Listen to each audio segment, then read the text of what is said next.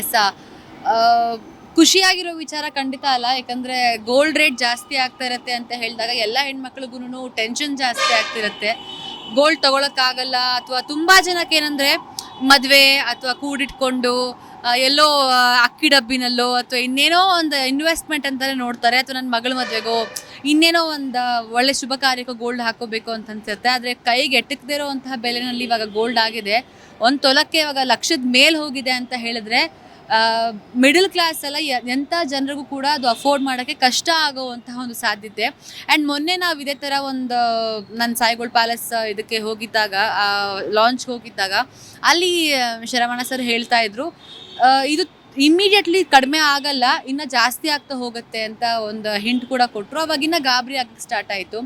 ಈ ಥರ ಇದ್ದಾಗ ಏನಾಗುತ್ತೆ, ಎಲ್ಲರೂ ಯೋಚನೆ ಮಾಡ್ತಾರೆ ಗೋಲ್ಡ್ ಬಗ್ಗೆ ಇನ್ವೆಸ್ಟ್ ಮಾಡಬೇಕಾ ಅಂತ. ಅದಕ್ಕೆ ನಮ್ಮ ಕಡೆ ಅಥವಾ ಸಾಮಾನ್ಯ ವರ್ಗದಿಂದ ನಾನು ರಿಕ್ವೆಸ್ಟ್ ಮಾಡ್ಕೊಳ್ಳೋದು, ಒಂದು ಒಳ್ಳೆ ಗೌರ್ಮೆಂಟಿಂದ ಸ್ಕೀಮ್ಸ್ಗಳು ಬರಬೇಕು. ಇವಾಗ ಎಷ್ಟೊಂದು ಸಹಕಾರ ನೀವುಗಳು ಕೊಡ್ತಾ ಇದ್ದೀರಾ, ಎಷ್ಟೊಂದು ಯೋಜನೆಗಳು ತರ್ತಾ ಇದ್ದೀರಾ.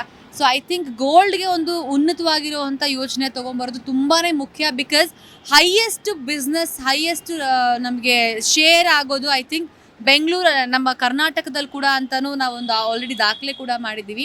ಈ ಥರ ಎಲ್ಲ ಕೊಂಡ್ಕೊಳ್ಳೋರು ಜಾಸ್ತಿ ಇರೋದು ಒಂದು ನಮ್ಮ ಬೆಂಗಳೂರಲ್ಲಿ ಅಥವಾ ನಮ್ಮ ಕರ್ನಾಟಕ ಜನತೆ ಇರೋದ್ರಿಂದ ಗೌರ್ಮೆಂಟಿಂದ ನಾವು ತುಂಬಾ ಸಹಕಾರ ಎಕ್ಸ್ಪೆಕ್ಟ್ ಮಾಡ್ತೀವಿ.